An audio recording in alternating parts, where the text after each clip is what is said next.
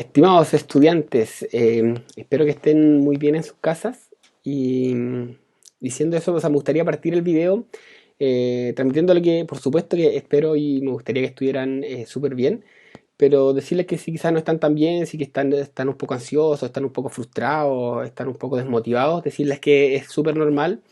Y no solo decirles que es normal, sino que a mí también me ha pasado. Hay días que me levanto con pocas ganas, sin tanta motivación, que siento que las cosas no me salen tan bien. Y creo que es parte de así que mandarles ánimo nomás, decirle que ojalá podamos superar esos momentos, pero si están todavía en eso, no se preocupen porque es totalmente normal. Así que eso, les mando un ánimo, harto ánimo, ¿sí? Y sin más que agregar, me gustaría invitarlos a la clase número 5 de matemáticas de cuarto medio, en la cual vamos a profundizar un poco en desviaciones estándar y porcentaje, ¿sí? Eh, a pedido de varios de ustedes que me lo pusieron en los comentarios de la evaluación, y de hecho aprovecho de agradecer por los comentarios y la retroalimentación, realmente me sirve mucho. Vamos primero a hablar sobre el objetivo de la clase y después vamos a hablar sobre la fórmula de desviación, que varios me preguntaron por la fórmula, que querían saberla. Entonces vamos a hablar de la fórmula, cómo se llega a eso. Y bueno, por supuesto que vamos a ver unos ejemplos de cómo ocupar la fórmula. Después vamos a profundizar un poquito, en realidad no es tanto, pero vamos a ver algunos ejercicios particulares de porcentaje y con ejemplos y ejercicios. Y finalmente vamos a llegar a las conclusiones, ¿sí? Es una clase que espero no sea tan larga, pero es para eh, consolidar la materia que se vio en la clase pasada. Entonces, primero, ¿cuál es el objetivo de esta clase? Bueno, son dos objetivos. Uno es calcular la desviación estándar y utilizarla en situaciones de la vida diaria. Y el segundo es utilizar los porcentajes para calcular situaciones de la vida cotidiana también. Entonces, primero vamos con desviación estándar y vamos a hablar sobre su fórmula. Pero antes me gustaría recordarles por qué habíamos llegado a la desviación estándar, para qué existe. Entonces, habíamos visto estos dos casos que era de repartir pan entre 5 personas, ¿sí? En una casa de 5 personas se repartían 20 panes y estaba el caso 1 de cómo se repartían y el caso 2. Y habíamos visto que las medidas de tendencia central, es decir, el promedio y la mediana, eran iguales para estas dos distribuciones, pero nos dábamos cuenta que en realidad no eran tan iguales. En la casa 1 estaban mucho más equitativos, tenían todos casi lo mismo, mientras que en la casa 2 a unos tenían mucho y otros tenían incluso nada, ¿no es cierto? Entonces, esa es una de las limitaciones de las medidas de tendencia central, ¿no es cierto? Que no nos decían cuán dispersos o desordenados, por así decirlo, estaban estos datos, ¿sí? Bueno, y para poder cuantificar esa dispersión se ocupaba las medidas de dispersión, como lo es la desviación estándar, ¿sí? Entonces, ¿qué era la desviación estándar o desviación típica también? Es que mide qué tan lejos están los datos respecto del promedio, ¿sí? Entonces, tenemos el promedio y la desviación estándar nos dice si los datos están relativamente cerca a la mayoría o hay algunos que están quizás muy lejos o muy abajo. Entonces, una desviación estándar pequeña indica que la mayoría de los datos están muy cerca del promedio. Están casi todos los datos por aquí, cerquita del promedio. Mientras que una desviación estándar alta indica que hay algunos o varios valores que están muy arriba o muy abajo. O pueden ser ambas, algunos muy arriba y otros muy abajo, ¿sí? Y se calcula mediante la siguiente fórmula, ¿sí? Yo sé que puede asustar un poco esta fórmula porque parecen muchas cosas, pero vamos a ver que si uno es metódico no es tan complicado. Recordar que aquí el x1, x2, x3 es cada uno de los datos y este x grande con la rayita arriba es el promedio, ¿sí? Partido n. Entonces, si se fijan, para poder ocupar la fórmula de la desviación estándar necesitamos calcular el promedio. Bueno, que es lo mismo que nos decían acá, ¿no es cierto? Porque de hecho la desviación estándar mide qué tan lejos está del promedio, entonces tenemos que saber el promedio para poder calcular la desviación estándar. Entonces, dicho de otra forma, ¿qué estamos haciendo en esta fórmula? Estamos viendo la distancia que hay entre cada dato y el promedio, lo estamos elevando al cuadrado, sumando todo y después lo dividimos en la cantidad de datos. Y finalmente sacamos la raíz cuadrada de todo eso. Entonces parece que son muchos pasos, pero si lo hacemos con una tabla ordenada no va a ser tan terrible. Entonces, vamos a aplicar esta fórmula al ejemplo anterior, ¿sí? A la casa 1, o sea, la distribución 1 y la distribución 2. Entonces, en la distribución 1, lo que tenemos que hacer es primero vemos los datos, ¿sí? Los datos era que a la persona 1 le habían llegado 5 panes, la 2 4, 3 4, la 4 3 y la otra 4. Esos eran los panes. Entonces, ¿qué era lo que teníamos que hacer? Teníamos que sacar primero la diferencia de cada uno de estos datos respecto del promedio. Que el promedio era 4, recuerden que lo habíamos calculado. Entonces sería la diferencia entre el primer dato y el promedio es 1, 5 menos 4 es 1. Entre el segundo dato y el promedio es 0, porque era justo igual que el promedio, lo mismo acá. La diferencia entre el tercer dato y el promedio es 3 menos 4 es menos 1. Y la diferencia del último también era 0. Entonces, ya que sacamos la distancia entre cada uno de los datos y el promedio, lo que nos falta ahora, lo que sigue, es elevar esa diferencia al cuadrado. Entonces, 1 al cuadrado, 1. 0 al cuadrado, 0. 0 al cuadrado, 0. Menos 1 al cuadrado es 1, porque negativo por negativo da positivo. Y 0 al cuadrado es 0. Entonces, tenemos ya cada una de las diferencias al cuadrado. Si se fijan, estos valores de acá son exactamente esto. Esta es la diferencia del primer valor y el promedio al cuadrado, la diferencia del segundo valor y el promedio al cuadrado, y así sucesivamente. Entonces, ¿qué es lo que tenemos que hacer? Es sumar todos los valores de esta última columna. En este caso sería 1 más 0 más 0 más 1 más 0. Bueno, eso nos da 2. 2 dividido 5 es 0,4, y si sacamos la raíz de 0,4 nos da que es aproximadamente 0,63 la desviación estándar del caso 1. ¿Sí? Vamos con la desviación estándar del caso 2. Hacemos lo mismo, solo que los datos acá eran diferentes. El dato 1 era 10, el dato 2 0, el dato 3 4, el dato 4 era 6 y el dato 5 era 0. Entonces la segunda columna que hacemos, al dato le restamos el promedio. Entonces sería 10 menos 4, 6. El segundo, 0 menos 4, menos 4. 4 menos 4 es 0. 6 menos 4 es 2. Y 0 menos 4, menos 4. Listo, la segunda columna, que es la que tenemos la diferencia entre los datos y el promedio, la tenemos calculada. Entonces ahora, para la desviación estándar, tenemos que elevar estos números al cuadrado. ¿Para qué? Para que se saquen los negativos. Entonces, 6 al cuadrado, 36. Menos 4 al cuadrado es 16. 0 al cuadrado, 0. 2 al cuadrado es 4.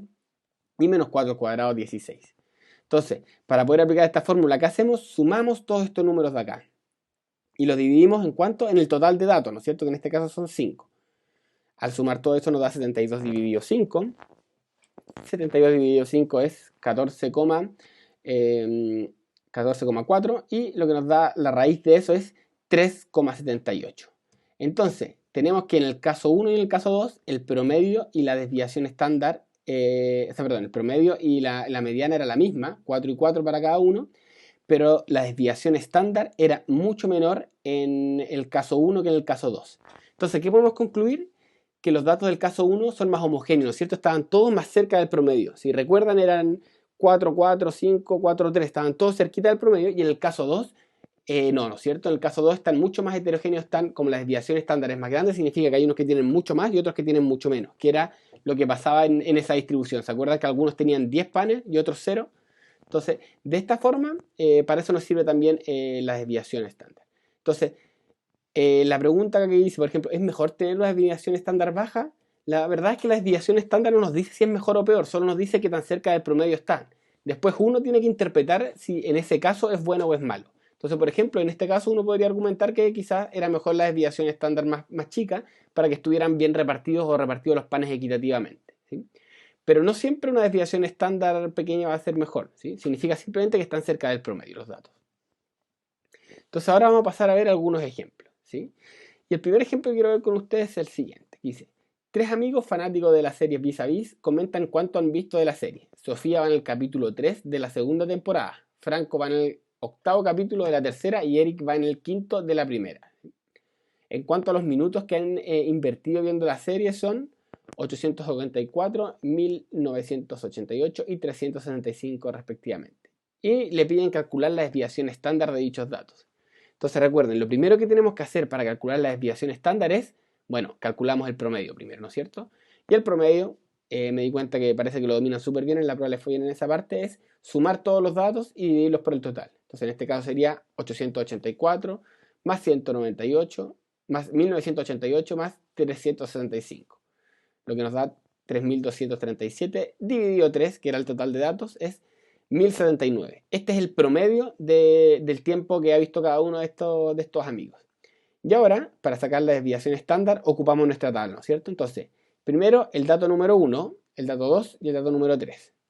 Entonces, en la segunda columna, ¿qué hacemos? Bueno, vamos al dato, le restamos el promedio. Vamos a sacar la diferencia entre el dato y el promedio. Entonces, 884 menos 1079 nos da menos 195. En el segundo caso la diferencia nos da 909. Y en el tercer caso la diferencia nos da menos 714.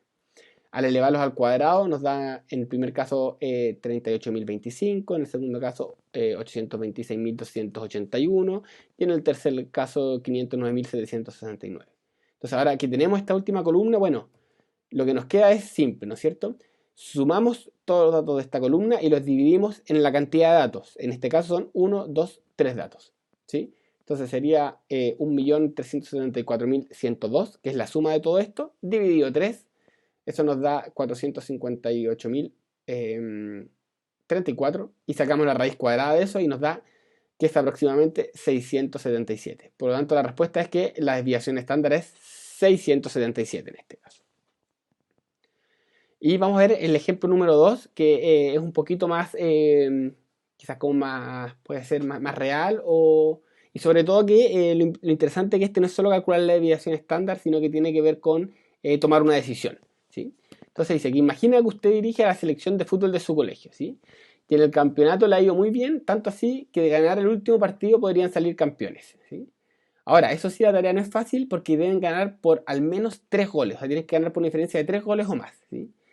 En su equipo tiene a dos muy buenas delanteras, las cuales tienen las siguientes estadísticas en los últimos 10 partidos, ¿sí? Goles marcados. Entonces está Lucía Navas, que marcó en los últimos 10 partidos, marcó un gol, después 0, 3, 0, 4, 1 y así.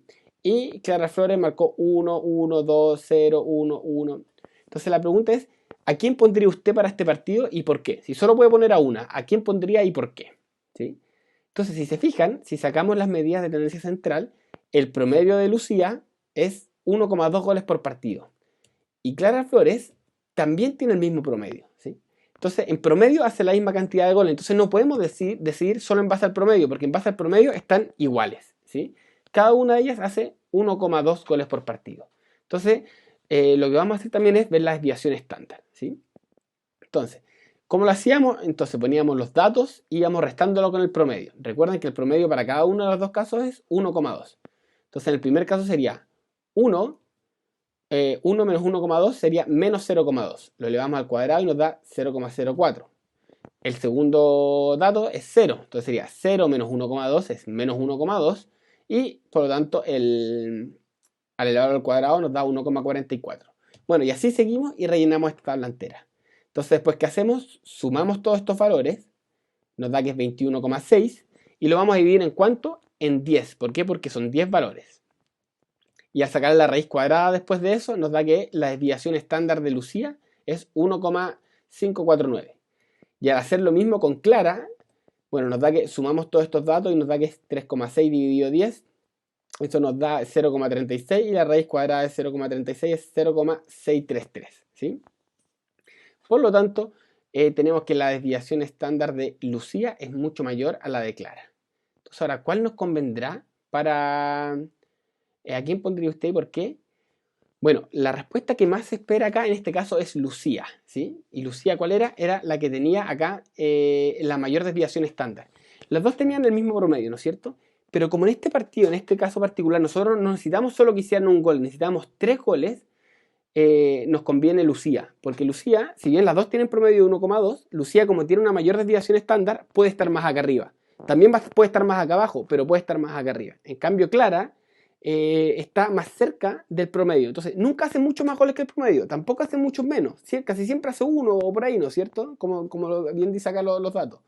Pero, como en este caso nosotros necesitamos 3 goles, nos conviene más Lucía, porque con Lucía podemos llegar a esos 3 goles. También puede que no haga ni uno, pero al menos tenemos esta posibilidad de que salga un valor más elevado.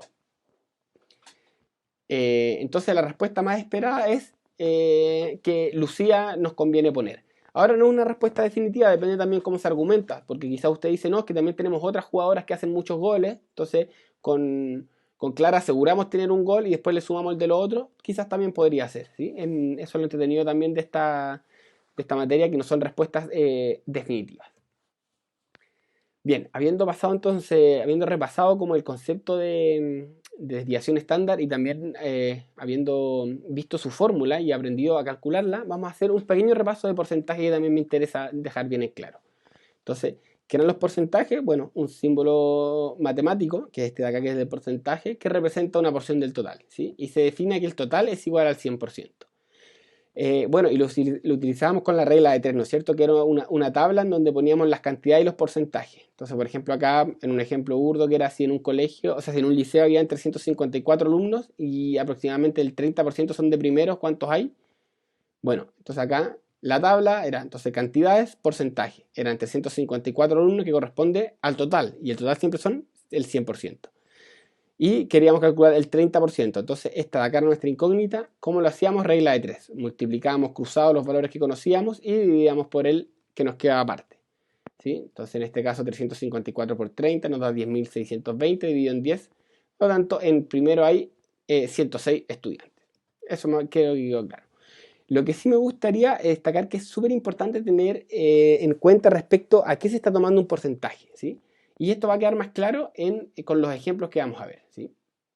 Entonces, por ejemplo, el ejemplo número 3 nos dicen, un juego de PlayStation 4 costaba 28.990, pero debido a una oferta, el juego ahora bajó a 22.990. Entonces, ¿cuál es el porcentaje de descuento de la promoción?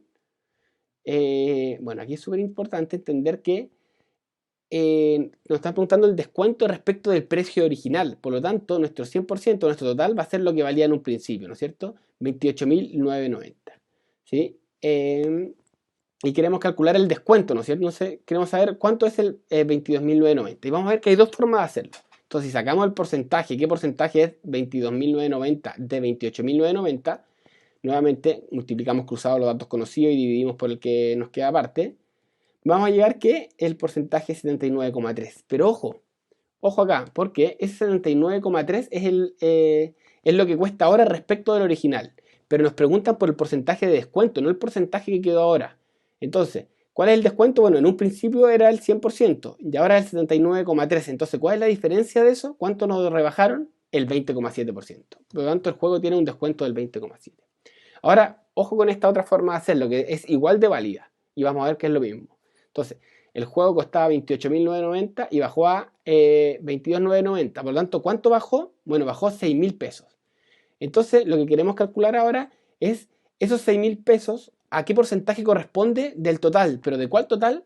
No del que vamos a pagar finalmente con el descuento, sino del primero, porque estamos comparando respecto del precio original, ¿no es cierto? Nos preguntan el descuento respecto del precio original.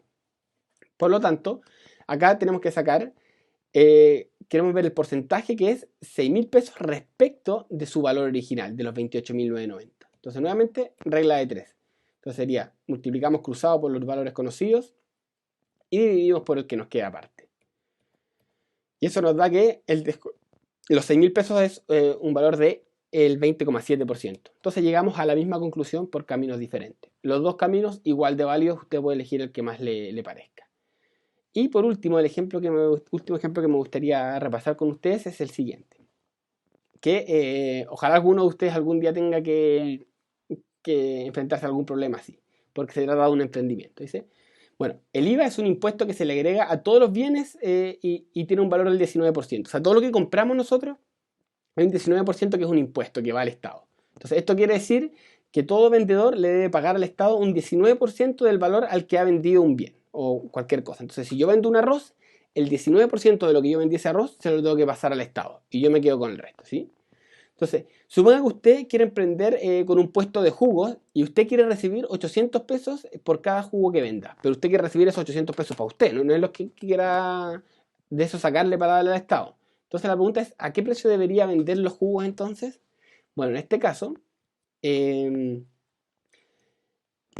el siguiente diagrama, ¿no es cierto? Nosotros vamos a poner el precio de venta y una parte de ese precio de venta se va a ir al IVA y el otro es lo que nos va a quedar, ¿no es cierto? Y sabemos que el IVA es el 19%, ¿respecto de qué? Es el 19% del precio de la venta. Entonces, nuestro precio de la venta va a ser el 100% y el IVA es el 19%. Entonces, si el 19% es el IVA, ¿cuánto nos queda para nosotros? El 81%, ¿no es cierto? Lo que falta para completar este 100%. Y ahora sabemos que lo que queremos que nos quede a nosotros, queremos que sea 800. O sea que este 81% sea 800 pesos y queremos calcular entonces cuánto tenemos que cobrar, cuál tiene que ser el precio de la venta, que es el 100%. Entonces, dicho esto, la tabla nos queda así. Nosotros sabemos que estos 800 pesos queremos que sea el 81% para que el IVA no se nos vaya en este precio. Entonces queremos saber cuánto tiene que ser el 100%, o sea, cuánto tengo que vender el jugo para poder yo quedarme con estos 800 pesos. Nuevamente la regla de 3. Multiplicamos cruzado y dividimos por el que nos queda en diagonal a la incógnita. ¿Sí? Sería 80.000 dividido 81, nos da que es 987,6. Entonces el jugo lo deberíamos vender a 988, ¿no es cierto? Porque en Chile no se puede vender con decimales, entonces lo aproximamos hacia arriba en este caso. Ahora, obviamente, en la vida real nadie va a vender un jugo a 988, entonces en la vida real serían 1.000 pesos. Para que no digan después que las matemáticas son tan cuadradas, porque obviamente hay que aplicarlo en la vida real. Entonces, si usted vende el jugo a 1.000 pesos, se va a quedar 800 pesos aproximadamente, un poquito más, porque aquí lo habíamos aproximado, para su bolsillo. Y el resto lo va a tener que pagar en impuestos al Estado. ¿Sí? Bien, chicos, comentarles que nuevamente va a quedar una guía de ejercicios en aula digital. ¿Sí? En este caso, esta guía va a valer más que que la guía pasada, va a ser un 25% de la nota. Y obviamente pueden entrar con su fecha de nacimiento como ya lo han hecho y ante cualquier inconveniente me preguntan nomás para poder solucionarlo. Así que estamos dando por terminada esta clase, pasamos a las conclusiones finales. Y las conclusiones es, primero, la desviación estándar nos expresa qué tan cerca o lejos están los datos del promedio, ¿no es cierto? Y bueno, para poder calcular esta desviación estándar nos puede ser muy útil utilizar la tabla. ¿Cuál tabla? En la primera donde pongo los datos, después la diferencia entre el dato menos el promedio y después lo elevo al cuadrado. Y bueno, por último, para el cálculo de porcentaje debo tener muy claro cuál será nuestro 100%, respecto de qué estamos sacando el porcentaje, eso es clave. Y eso nomás, chicos, eso sería todo por el video, espero que estén muy bien. Me despido nomás, chau.